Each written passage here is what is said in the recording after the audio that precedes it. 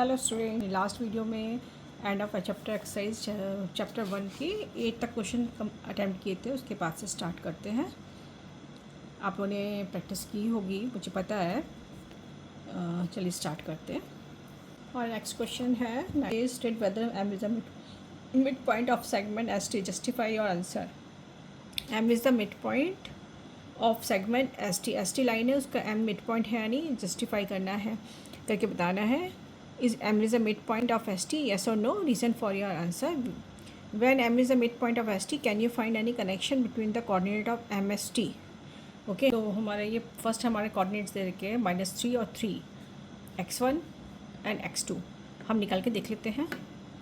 x equal to -3 + 3 divided by 2 equal to 0 divided by 2 equal to 0, and y is equal to 0 + 0 divided by 2 is equal to 0। X comma y 0,0 जो दे रखा है mid point, तो ये इसका yes इस M से mid point of S T. Yes, okay. मैंने यहाँ बताया था यदि आपकी स्ट्रेट लाइन में मिड पॉइंट का हम वैल्यू कैसे निकालते हैं। आप x1 y1 यदि एस के और x2 y2 टी के कोऑर्डिनेट है, तो x1 + x2 divided by 2 mid point का x कोऑर्डिनेट, और y कोऑर्डिनेट निकलेगा y1 + y2 डिवाइडेड बाई 2। यहाँ पर हमने वही किया। यदि ये सेटिस्फाई हो रहा है तो इसका मिड पॉइंट है, सेटिस्फाई नहीं हो रहा है तो उसका मिड पॉइंट नहीं होगा। अब इस क्वेश्चन में हम देखते हैं 2 + 4, एक्स के कोऑर्डिनेट क्या निकलेंगे, 2 + 4 डिवाइडेड बाई 2 6/2 3, एंड y के कोऑर्डिनेट क्या निकलेंगे, 5 + 3 या 3 + 5 डिवाइडेड बाई 2 8/2 4 3,4। आपके सेटिस्फाई हो रही है, यस, इसका मिड पॉइंट है। थर्ड क्वेश्चन दिया हुआ है, थर्ड में हम सेटिस्फाई करके देखते हैं।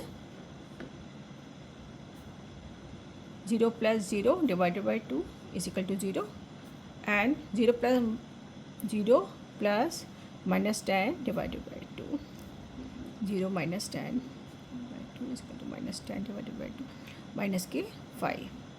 ओके, कोऑर्डिनेट हम निकाल रहे हैं, डिस्टेंस नहीं निकाल रहे हैं, तो -5 डिस्टेंस आई। इसके कोऑर्डिनेट हमारे आए 0, -5, हाँ 0, -5, और इधर दे रखा है 0,5, तो दोनों में डिफरेंस आ गया, तो यहाँ ये मिड पॉइंट नहीं होगा।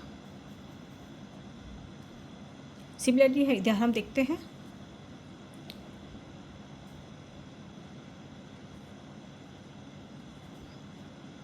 x is equal to 6 + -8 divided by 2 -2/2 is equal to -1, और y निकल कर के आया 7 - 3 + -3 डिवाइडेड बाई 2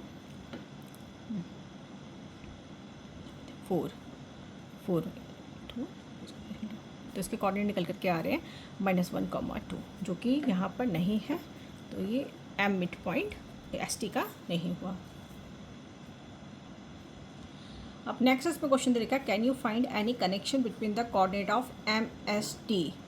यस, कनेक्शन है इसमें, क्योंकि हम जो मिड वैल्यू पॉइंट निकाल रहे हैं वो इन दोनों का एवरेज है। करस्पॉन्डिंग एंगल का x जो है इन दोनों का एवरेज है। एवरेज क्या होता है, टू जितने वैल्यूज़ दे रखी है उनका सम divided by number of values, वही एवरेज कहलाता है। तो इसमें 2 पॉइंट्स दे रखे हैं, डिवाइडेड बाय 2 निकाला है हमने, तो ये एवरेज हुआ, ये कनेक्शन है।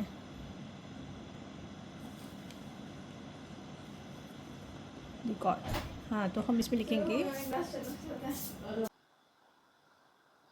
Can you find any connection between the coordinate M S T. Yes, the coordinate of M is the average of corresponding coordinate S and T.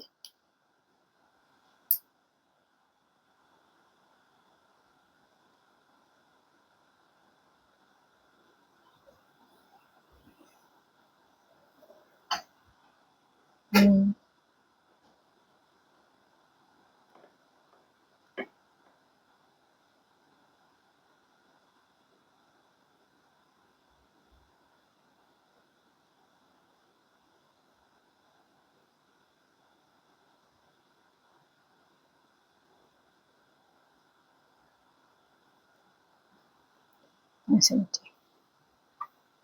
ये इसके बीच का करेक्शन है, मतलब फार्मूला एक तरह से।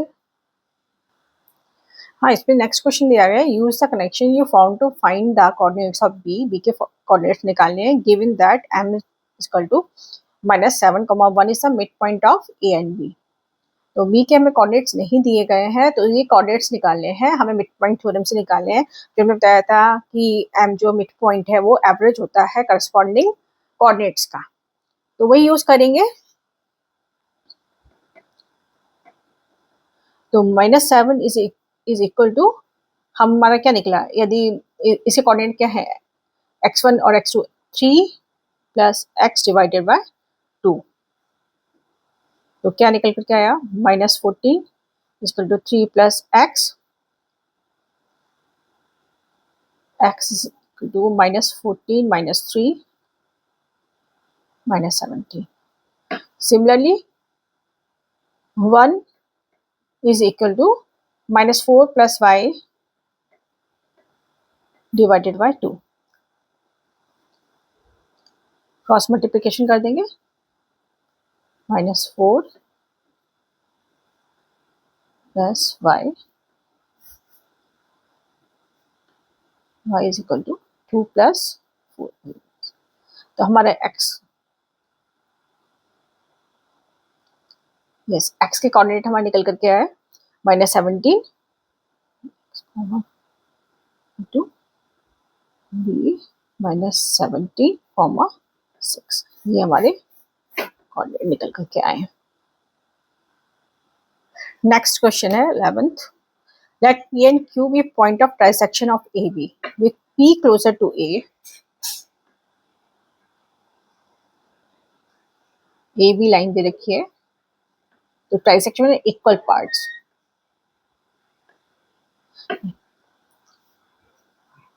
with p closer to A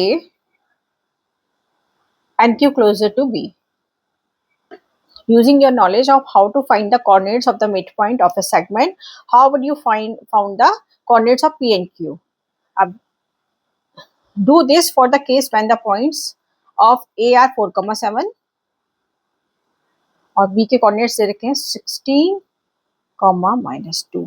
हम P के ले लेते हैं अपने हिसाब से x1, y1 और Q के ले लेते हैं x2, y2।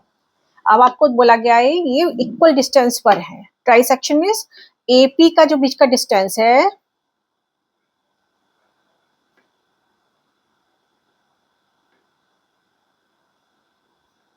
AP is equal to PQ is equal to QB, ठीक है, इनके सबके बीच का डिस्टेंस बराबर है। यदि डिस्टेंस बराबर है तो इसका मतलब ये हुआ कि AP इज इक्वल टू, हाँ, इसका मतलब ये हुआ कि P जो है AQ के बीच का मिड पॉइंट है। Okay, this means P is mid point of AQ, okay, and Q is mid point of PB। Q is mid point of PB, ठीक है। हम इसमें आप थ्योरम लगा देंगे, मिड पॉइंट का थ्योरम जो है वो लगा के देखते हैं। तो P के कोऑर्डिनेट क्या है x, तो x1 is equal to 4 plus x2 divided by 2, 4 plus x2 divided by 2 x1, and y1 is equal to जाएगा हमारा 7 plus y2, 7 plus y2 divided by 2। अब इसको सॉल्व करेंगे, क्रॉस मल्टीप्लिकेशन से 2 times of x1 is equal to 4 plus x2, उसका आया 2y1 is equal to y2 plus 7। या हम निकाल सकते हैं x2 is equal to 2x1 plus 4 और y2 2x1 minus 4 and y2 is equal to 2y1 minus 7। Equation 1, equation 2 हमारी आ गई। सिमिलरली हम इसका मिड पॉइंट की थ्योरम से निकालेंगे by using mid point theorem.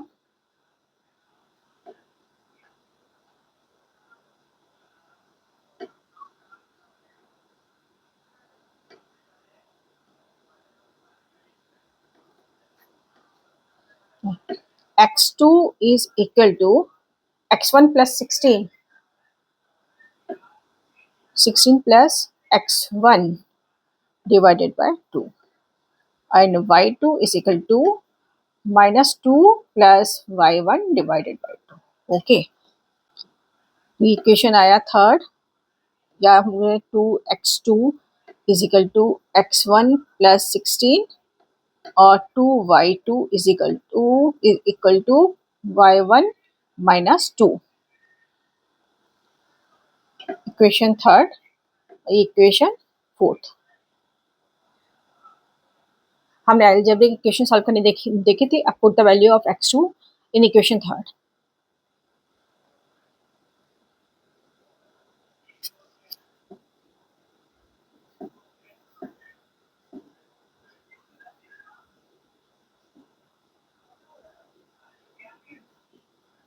Equation third में रखेंगे तो 2 टाइम्स x2 की वैल्यू हो जाएगी 2x1 प्लस -4 -4. ये x2 की वैल्यू हमने रखी है is equal to x1 plus 16. यह 2x2 था तो इसमें हमने वैल्यू पुट कर दी इक्वेशन 1 की. x2 is equal to 2x1 -4. ये वैल्यू हमने लगाया है. इसको आप x1 में आ गई, x1 की वैल्यू निकल आएगी. अब इसमें 2 2 4, 4x1 minus 8 is equal to x1 plus 16. 4x1 minus x1 is equal to 16 minus 16 plus 8. 3x1 is equal to 8. x1 is equal to 8 by 3.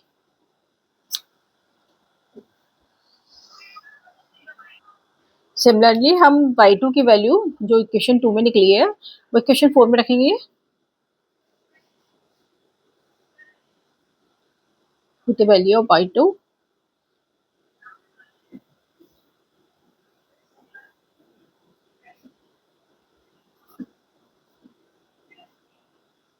Equation 4 में रख देंगे. इक्वेशन 4 हमारी क्या थी, 2y2 is equal to y1 minus 2. तो 2 times of y2 की value थी 2y1 minus 7 is equal to y1 minus 2. 4y1 minus 14 is equal to y1 minus 2. 4y1 minus y1 is equal to minus 2 plus 14 is equal to plus minus sign by 12. And 3y1 is equal to 12. And then y1 is equal to 4. ये y1 की value आई, ये x1 की value आई हमारी. अब x1 हमें अभी हमने x1 और y1 की वैल्यू निकाली. अब x2 y2 की वैल्यू निकालनी है. x2 y2 की वैल्यू हम इसमें निकाल सकते हैं फ्रॉम इक्वेशन 1 में रख दें. Put value of x1 in equation 1. Equation 1 की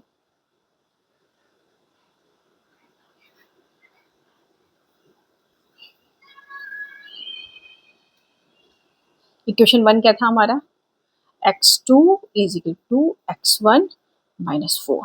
okay,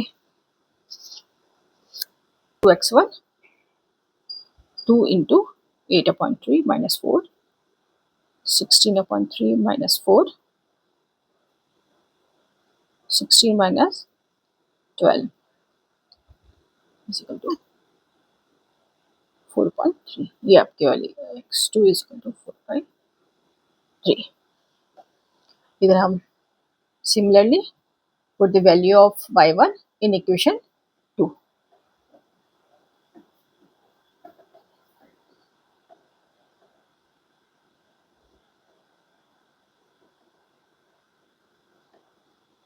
y2 is equal to 2y1 minus 7. y1 is equal to 4. 2 into 4 minus 7. 8 minus 7 is equal to 1. y2 is equal to 1. तो हमारे पास कोऑर्डिनेट क्या है, P के coordinate. तो हमारे पास coordinate क्या है, पी के कोऑर्डिनेट, पी के x1 y1 थे. इसके कोऑर्डिनेट निकल कर क्या आए हैं, x1 y1 8/3 कॉमा y1 4. और क्यू के हमें कोऑर्डिनेट निकल कर क्या है, x2 y2 x2 4/3 कॉमा 1. इसके कोऑर्डिनेट निकल कर क्या आए. इसकी आप चेकिंग कर सकते हो. पी जो है वो ए और क्यू के बीच का पॉइंट है. x2 कॉमा y2, इनके बीच का पॉइंट है P। और ए के कोऑर्डिनेट दे रखे हैं, x2 y2 हमने निकाला था 4/3 कॉमा 1, तो 3,4 ये जो आया वो ये देखिए ये आ रखा है हमारा। तो हम यदि हमारा ये पी के सही आ गया तो क्यू के भी सही आएंगे, वो क्यू के भी सही आएंगे क्योंकि हमने क्यू से ही पी की वैल्यू निकाली है। आप इसको भी चेक कर सकते हो मिड पॉइंट थ्योरम से। इस क्वेश्चन को मैं फिर से आपको एक बार बता देती हूँ कि हमने एक लाइन का ट्राइसेक्शन किया था, इसमें इक्वल पार्ट्स हैं, A P and Q A B के को ट्राइसेक्शन में 3 पार्ट्स में इक्वली डिवाइड करते हैं, जिसका मतलब A P is equal to P Q is equal to Q B. तो आपका पी पॉइंट जो है वो ए क्यू के बीच का मिड पॉइंट हुआ और क्यू पॉइंट जो है वो पी बी के बीच का मिड पॉइंट हुआ। By using mid point formula आपने पी के कोऑर्डिनेट्स निकाले। इन दोनों को पी के कोऑर्डिनेट्स क्या है, x1 y1 है। x1 is equal to 4 plus x2 divided by 2, ये हमने निकाला है। और y1 is equal to 7 plus y2 divided by 2। Cross multiplication से सॉल्व किया, इसमें हमने वैल्यू निकाली x1 की y1 की। सिमिलरली हमने x2 y2 की मिड पॉइंट थ्योरम से इसकी x2 y2 की भी वैल्यू निकाली, हमने ये सॉल्व किया x2 y2 को। अब इसमें क्या किया है कि हमने x2 y2 की भी ये वैल्यू निकाली हुई है। अब हमने जो दोनों वेरिएबल सेम करेंगे, इसमें x2 और x1 में दे रखी है इक्वेशन, y2 y1 में दे रखी है, चाहे तो आप x2 की वैल्यू इसमें पुट करो, चाहे x1 की वैल्यू किसी दूसरे में पुट करिए। अब हमने यहाँ पे x2 की वैल्यू दे रखी थी, वो इक्वेशन थर्ड में लगा करके x1 में वेरिएबल ला करके फिर हमने इसको सॉल्व किया है। तो x1 की वैल्यू निकाली वेरिएबल सेम करके और y1 की वैल्यू निकाली। अब ये वैल्यू हमने इक्वेशंस में पुट करके हमने x2 और y2 की वैल्यू निकाली। तो आपके सारे कोऑर्डिनेट्स निकल आते हैं। उसको हमने चेक भी कर लिया है। यहाँ पर चेक कैसे किया है हमने, इसकी वैल्यू आपने लगा कर, ये भी मिड पॉइंट थ्योरम से ही हमने इसको चेक किया है कि यदि हमारी ये कोऑर्डिनेट ठीक है तो चेक करने पर भी इसकी वैल्यू सही आएगी। तो हमने इसको चेक करके यहाँ पर मैंने बताया है कि पी के कोऑर्डिनेट कैसे निकलेंगे, इन दोनों का जस्ट हाफ करके ऐड करके हाफ कर देंगे, एवरेज निकाल लेंगे, इन दोनों को ऐड करके हाफ कर देंगे, मीन वैल्यू जिसे बोलते हैं, एवरेज निकाल लेंगे, इससे आपकी मीन वैल्यू निकल आती है, मिड पॉइंट कोऑर्डिनेट्स निकल आएंगे आपके। तो ये क्वेश्चन आप कीजिए, खुद से कीजिए, एक बार कीजिए, जिससे कि आपको और अच्छे से समझ में आएगा। सिर्फ देखने नहीं, करना भी है आपको, क्वेश्चंस को अटेम्प्ट भी करने हैं। एक बार आप समझ के करिए, फिर दूसरी बार बिना देखे करिए, तो आपको क्वेश्चन बहुत ही अच्छे से समझ में आ जाएगा। नेक्स्ट क्वेश्चन है 12th। Given the point A 1, -8, B -4, 7 and C -7, -4 show that they lie on a circle K whose center is the origin and what is the radius of the circle। अब आपको points 3 points दिए हुए हैं A B C। ये circle है, ये circle है, उसका सेंटर है O, उस पर 3 पॉइंट दे रखे हैं A B और C। इसे कोऑर्डिनेट दे रखे हैं 1, -8, -4, 7 और -7, -4। आपको ऐसे कोऑर्डिनेट दे रखे हैं इसको आपके सर्कल के। अब इसको ये शो करना है कि ये सर्कल पर होंगे या नहीं होंगे। यदि ये सर्कल पर होंगे तो ओ से इसका distance O B, O C and O A, sorry O A, ये डिस्टेंस सारा इक्वल आना चाहिए। तो इस सर्कल पर अगर ये पॉइंट है तो क्या है, इसके सर्कमफ्रेंस पर हो गया पॉइंट। सर्कमफ्रेंस से सर्कल की डिस्टेंस जो होती है उसकी रेडियस कहलाती है। तो ये अगर ये पॉइंट्स जो है लाई करते हैं सर्कमफ्रेंस पर, तो इन सबकी डिस्टेंस भी इक्वल होनी चाहिए, मतलब रेडियस होना चाहिए इन सबकी डिस्टेंस। तो हम उनका क्या करेंगे, ओरिजिन से इन सब का डिस्टेंस हम फाइंड आउट कर लेंगे। अगर सेम आ रही है तो आपके सर्कल पर होंगे, अगर सेम नहीं आ रही है तो उनमें से मतलब सर्कल पर नहीं होंगे।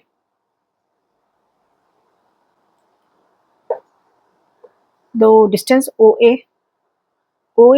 इज इक्वल टू, ओ का कोऑर्डिनेट क्या है आपका, ओ का square root of x2 minus आपका ओ की कोऑर्डिनेट है 0, ए के कोऑर्डिनेट आपके दे रखे हैं 1, -8। तो x2 माइनस x1 का होल स्क्वायर, 1 - 0 का whole square, plus y2 minus y1 का होल स्क्वायर। -8 -0 का होल स्क्वायर, 1 का स्क्वायर प्लस 8 का square, 1 plus 64 square root of 65, ये आया आपका। सिमिलरली हम ओ बी निकालेंगे।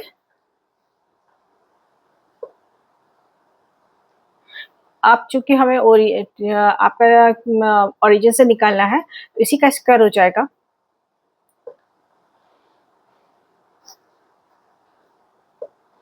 -4, 0 का होल स्क्वायर प्लस 7 -0 का होल स्क्वायर इक्वल टू 4 का स्क्वायर -4 का स्क्वायर प्लस 7 का स्क्वायर, 49, 65 स्क्वायर रूट ऑफ 65। ओसी निकालेंगे, स्क्वायर रूट ऑफ इसके -7 -1 -7 -1 का स्क्वायर प्लस दिस वन -4 -8 का होल स्क्वायर, -7 -1 8 का स्क्वायर प्लस -4 प्लस 8 का whole square, 8 square plus 4 square, 64 plus 16। ये हम गलत निकाल रहे हैं, हम यहाँ हमसे मिस्टेक हो गया, ये गलत निकाल रहे हैं, हमारे ओ सी निकालना है, ओ सी निकालना है तो इसका लेंगे हम -7 -0 का होल स्क्वायर प्लस -4 -0 का whole square is equal to 49 plus 16 is equal to 65। ये भी 65 वाला है, O C is equal to square root of 65। हाँ, तो मतलब क्या हुआ आपका, O A is equal O B is equal to O C is equal to 65। जो सारा इक्वल आ रहा है, ओ ए ओ बी और ओ सी सभी की डिस्टेंस बराबर आ रही है। इसका मतलब क्या हुआ, ए बी सी आपके सर्कमफ्रेंस पर है और रेडियस जो के सर्कल का रेडियस जो है वो स्क्वायर रूट 65 है। This means that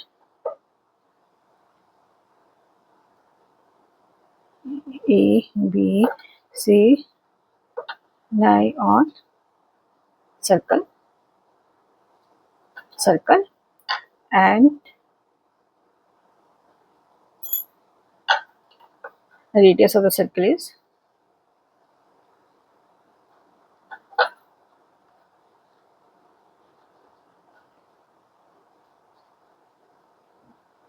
square 65 unit, क्योंकि रेडियस आपकी हमेशा कुछ ना कुछ यूनिट रहती है, इसलिए स्क्वायर रूट 65 यूनिट हो गया।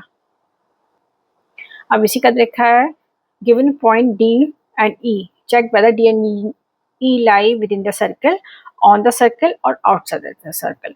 अब इन डी और ई का भी डिस्टेंस हम सेंटर से हम मेजर कर देते हैं। अब स्क्वायर रूट 65 यदि आता है तो सेंटर वो सर्कमफ्रेंस पर होंगे, अगर इससे कम आता है तो आपका इनसाइड ऑफ द सर्कल होंगे, ज़्यादा आता है, अब रेडियस से भी ज़्यादा आता है तो आउटसाइड ऑफ द सर्कल होंगे। ओके, चलो चेक करते हैं। ओ देखिए, यहाँ पर डिस्टेंस में इसका वीडियो बनाना रह गया मेरा। डिस्टेंस ओ से डी का हमने निकाला है। ओ से डी का डिस्टेंस x2 माइनस, यदि हम इसको x1 y1 x2 y2 मान लें तो x2 माइनस x1 का whole square plus y2 minus y1 का होल स्क्वायर, इसको किया है हमने -5 माइनस 0 का होल स्क्वायर, इधर आया 6 माइनस 0 का होल स्क्वायर और इसका आया स्क्वायर रूट 61 आया। ओके, जो कि हमारा निकल करके आया था स्क्वायर रूट 65 निकल करके आया था इसका रेडियस। और हमने ओ टू ई निकाला है डिस्टेंस, ओ टू ई डिस्टेंस निकाला तो निकाला 0, ई का कोऑर्डिनेट 09 है, 0 माइनस 0 का होल स्क्वायर प्लस 9 माइनस 0 का whole square is equal to 0 plus 81, 9 का square 81, square root of 81 that is 9। ये भी आपका स्क्वायर रूट 65 नहीं है। ओके,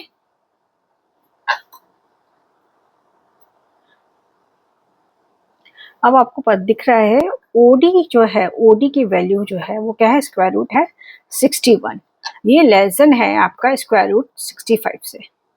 ओके, और ये क्या है आपका रेडियस है, ये जो स्क्वायर रूट 65 है रेडियस ऑफ द सर्कल है।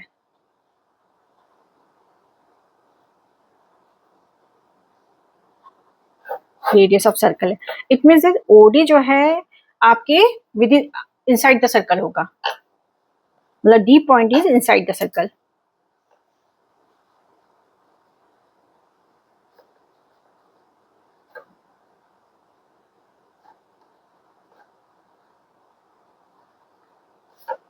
Point D lie within the circle. Okay. अब point D lie within the circle. आपने देखा कि ओडी जो है स्क्वायर रूट 61 है, जो कि लेस देन है 65 से. ऑब्वियस सी बात है, हम इसका स्क्वायर रूट निकालेंगे तो इसकी वैल्यू ज़्यादा आएगी, इसकी कम आएगी. और इसका ये स्क्वायर रूट 65 क्या है, रेडियस है सर्कल का. तो आपका ये इनसाइड द सर्कल रहेगा, जो पॉइंट डी आएगा वो. अब दूसरा हम पॉइंट निकालते हैं ओ ई. ओ ई जो है आपका, ओ ई आपका आएगा, ये 9 आया. ओ ई की वैल्यू 9 यूनिट आया. और हमारा दे रखा है रेडियस दे रखा है स्क्वायर रूट 65. ये आपके 8 का स्क्वायर क्या होता है, 64 का स्क्वायर रूट होता है 8. तो ये नियर बाय 8 के आसपास आएगा. और ये दे रखे 9. तो आपका O E is greater than radius of circle. Okay. तो आपका जो डी ई पॉइंट है, आपका जो ई पॉइंट है, O E is greater than radius of the circle. तो आपका जो ई पॉइंट है वो क्या, सर्कल से बाहर जाएगा.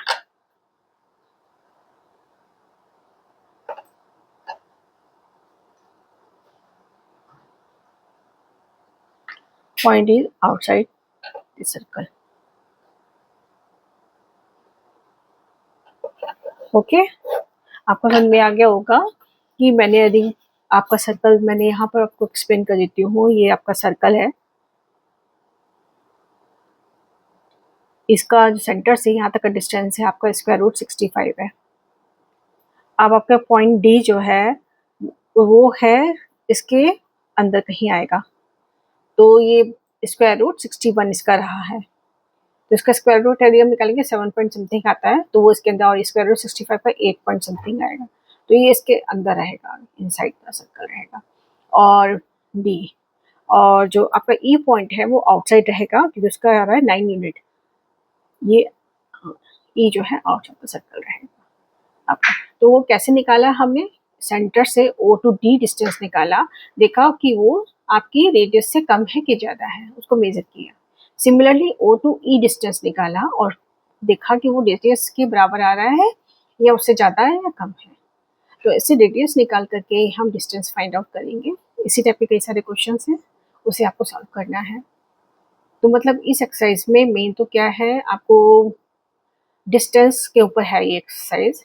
2 पॉइंट्स के बीच का डिस्टेंस निकालना लाइन में, और मिड पॉइंट निकालना. ओके. और मिड पॉइंट आपको पता है कि मिड पॉइंट कैसे लगेंगे, 2 एंड पॉइंट के कोऑर्डिनेट्स, कॉरेस्पॉन्डिंग कोऑर्डिनेट को ऐड करके एवरेज निकाल के या मीन वैल्यू निकाल करके आपकी मिड पॉइंट का डिस्टेंस कोऑर्डिनेट निकाले जा सकते हैं. नेक्स्ट 13 क्वेश्चन है, the mid points of the sides of a triangle ABC are the point DEF.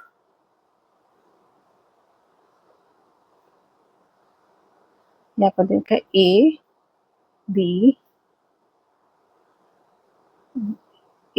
C A B and C point हम ऐसा कोऑर्डिनेशन में हम लेंगे, जैसे ABC. ये थोड़ा सा एंटी क्लॉकवाइज हो जाएगा, क्लॉकवाइज हम लेते हैं. ABC are the point DEF. ये है D E और F. Given that coordinate DEF are 5,1,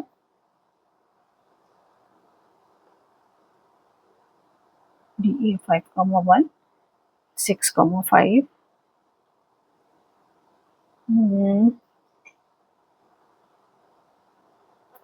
and 0,3. अब ये मैंने जो फिगर बनाया है ये थोड़ा सा गलत है कोऑर्डिनेट के हिसाब से. वो कैसे, क्योंकि 5 जो है आपके, जो है एक्स एक्सिस पे 5 की वैल्यू जो है 6 से पहले आएगी, और मेरा जो है ये 6 यहाँ आ रहा है, 5 इधर आ रहा है. इसलिए आपका ये आपका जो फिगर है थोड़ा सा मैंने रॉन्ग बनाया हुआ है. इसके लिए आपका देखिए, अगर आपकी एक्स और वाई ऐसे करके दे रखी होती हैं, एक्स एक्सिस ये है, वाई एक्सिस आपकी ये दे रखी है, ठीक है. आप पॉइंट बनाते हैं 0,3, मतलब एक्स पे ओरिजिन पे ये बनाया है 0 है, 0,3 कहीं जाकर के इधर जाकर सेट हो रहा है 0,3। फिर इसके बाद आ रहा है आपके 5 पहले आएगा, 6 बाद में आएगा। 1 2 3 4 5 एंड 6, 5 पहले आ रहा है, 6 पहले। 5,1 हमारा एक पॉइंट इस साइड आ रहा है, और 6,5 जो है आपका, फिर ये कहीं इधर जाकर के आएगा। ये अगर आपका 3 है, 4 5, हाँ ये कहीं यहाँ पर 6,5 इधर आएगा आपका। ओके, तो हमें ये मिड पॉइंट है हमारी, तो मिड पॉइंट है तो आप इसके ऊपर यदि आप लाइन खींच ड्रॉ करेंगे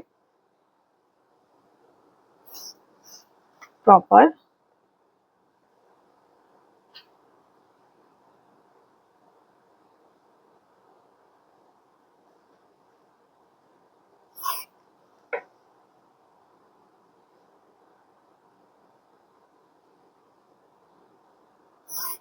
तो ऑलमोस्ट इस टाइप का फिगर बनेगा ये आपका। ये एक्सेस जो है थोड़ा साइड पे हो जाएगा, ये रफ डायग्राम बनाया हुआ है मैंने, इस टाइप का ऑलमोस्ट फिगर बनेगा जिसमें ये मिड पॉइंट्स होंगे। इसको मैं ग्राफ पे भी ड्रॉ करके दिखा सकती हूँ, ग्राफ पे से ड्रॉ कर देते हैं, लेकिन हमें इसके निकालने हैं इसलिए हम ग्राफ पे ड्रॉ नहीं करेंगे इसको, हमें इक्वेशन को सॉल्व करनी है। इसको हमें ग्राफ के जरिए नहीं बताना है, ग्राफ ड्रॉ करके नहीं बताना है, बोला गया है इसमें given the coordinate D E F इतना इतना इतना respectively find the coordinate of A B C. A B C के कोऑर्डिनेट निकालने हैं हमें, डिस्टेंस का ये क्वेश्चन है, डिस्टेंस के बेसिस पे निकालना है, मिड पॉइंट से निकालना है, ग्राफ से नहीं निकालना है। इसलिए मैंने रफ फिगर अंदाजे से बनाया है ये। यहाँ पर इसका जो कोऑर्डिनेट 0,3 आएगा, और इधर जो आएगा वो आएगा 5,1, और इधर आपका 6,5 आएगा। ये आपका गलत है। आप थोड़ा सा आप लॉजिकल आप सोचोगे तो आपको पता चल जाएगा कि 5 कोऑर्डिनेट पहले आएगा, 6 कोऑर्डिनेट जो है वो बाद में आएगा। अभी एक्स का कोऑर्डिनेट जो है एक्स एक्सिस पे 6 बाद में आता है, इसलिए इस स्टेप से बनेगा ये। तो हमारे जो इसके दे रखे थे ये हो गया हमारा, हाँ तो बोला गया डी जो है 5,1 है, ये डी कोऑर्डिनेट है, ये डी कोऑर्डिनेट है। अब इसके बाद E65 है, ई ये हुआ, और एफ ये हुआ। हाँ, तो हमका ए बी और सी हम इसे मान लें, तो इसके बीच का डिस्टेंस आपको पता चलेगा। यदि ए का जो है x1 y1 और बी का जो है आपका x2 y2 और सी का है x3 y3 कोऑर्डिनेट। बस ये अब आपको इसको इक्वेशंस को सॉल्व करनी है। ओके, अभी आप इस ये पॉइंट मत, ऐसे ये रफ डायग्राम बनाया है मैंने, बिना ग्राफ के बनाया है, आप इस चीज को मत देखो, आप इसे इमेजिन करो कि ये डिस्टेंस जो है मिड में है, माना कि अभी इस पे नहीं दिख रहा है, but imagine this point is mid point. Okay,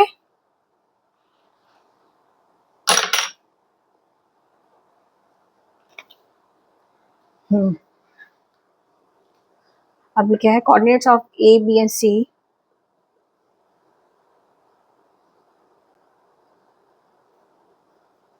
ये क्या है आपका x1 y1 और बी के कोऑर्डिनेट आपका x2 y2 और सी के कोऑर्डिनेट है आपका x3 y3। Okay, mid point theorem क्या कहती है 6, अब ई के आपका ई 6,5 दे रखा है,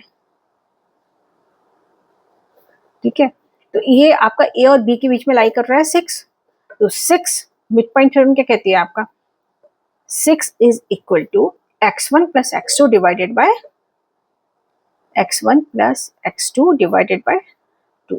ओके, और 5 सेकंड क्या है आपका 5 is equal to y1 plus y2 2। अब इससे क्या निकल के आया 6 2 12, 12 is equal to x1 plus x2, या सीधे से लिखें x1 plus x2 is equal to 12। इधर क्या आया आपका 10 is equal to y1 plus y2, y1 plus y2 is equal to 10। Equation 1 मान लीजिए, इक्वेशन 2 मान लीजिए। ओके, अब सिमिलरली हम इसके बीच का निकालेंगे डिस्टेंस BC।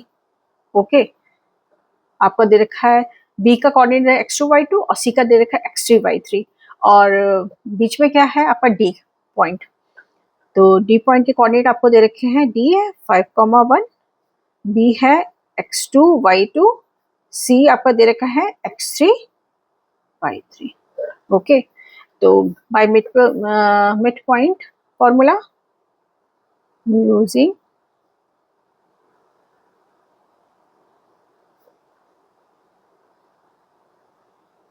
क्या कहता है, 5 is equal to x2 plus x3 divided by 2 and 1 is equal to y2 plus y3 divided by 2.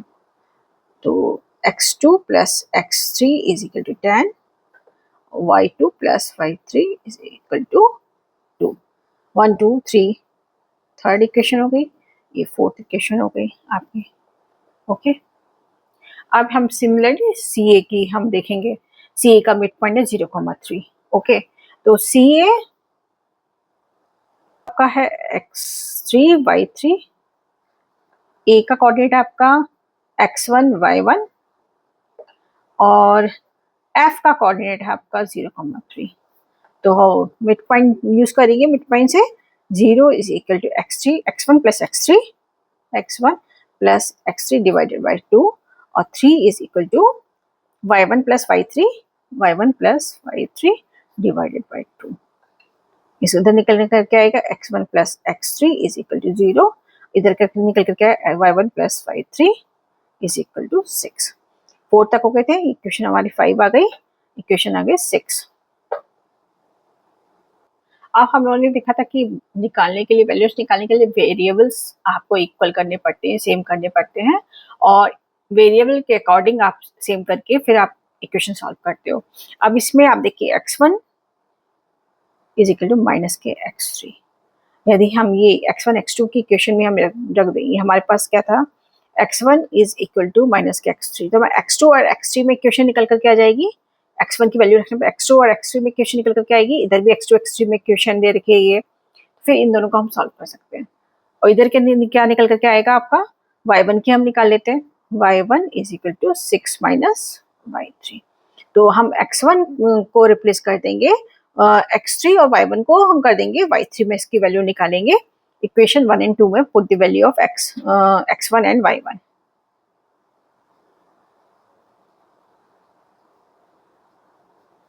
x1 and y1 in terms of x3 y3 in equation 1 and 2, 1 and 2।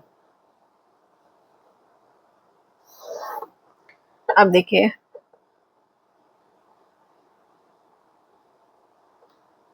बन गया है आपका x1 plus x2 is equal to 12, ये equation 1 थी। और इधर x1 हमारा minus के x3 जा रहा था, माइनस के x3, क्योंकि हमारा क्या है यहाँ पर x1 is equal to minus के x3 है, हमने ये वैल्यू इसमें लगाई है, माइनस के x3 प्लस के x2 इज इक्वल टू 12। और इधर आपका क्या आया, y1 plus y2 is equal to y1 plus y2 is equal to 10। इधर हमने y1 की वैल्यू लगाई 6 minus y3, 6 minus y3 plus y2। अब हमारे पास क्या आया, x2 minus x3 is equal to 12, और इधर के क्या निकल कर क्या आया, y2 minus y3 is equal to 10 minus 6, इस साइड जाएगा, राइट साइड जाएगा तो माइनस के 6 हो जाएगा, इज इक्वल टू 4। तो हमारे पास ये निकल करके आई, आप 7 8 बोल सकते हैं इसे, 7 इक्वेशन 7 इक्वेशन 8, ये 7 आ गई और इक्वेशन 8 आ गया। अब इक्वेशन देखिए, इक्वेशन थर्ड जो है x2 x3 में दे रखी है, 7 भी x2 x3 में दे रखी है, तो यहाँ से हम x2 और x3 की वैल्यू निकाल सकते हैं, निकाल सकते हैं by solving equation third and seventh.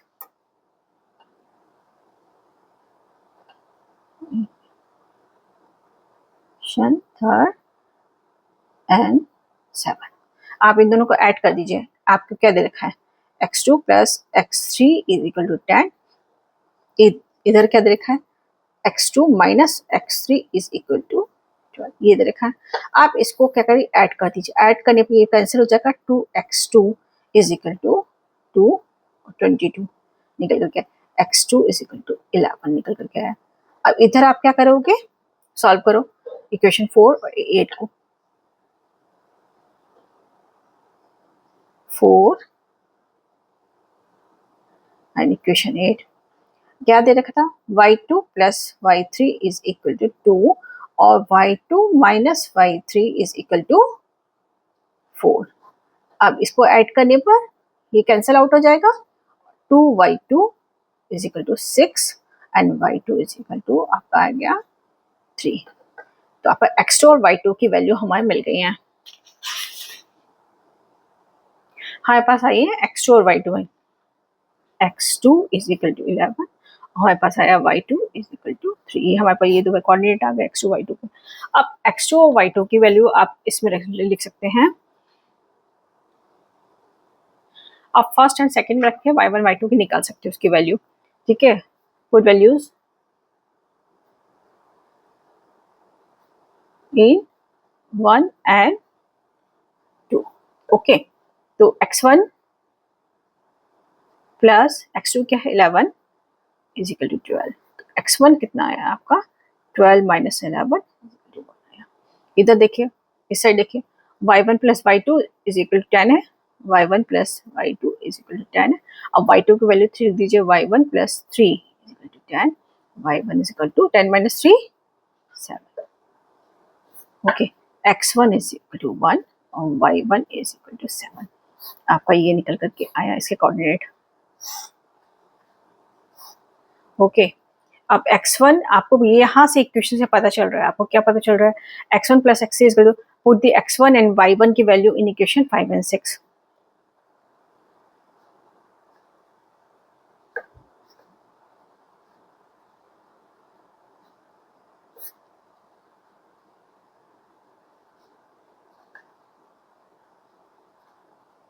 अब 5 और 6 इक्वेशन में आपको रखनी है।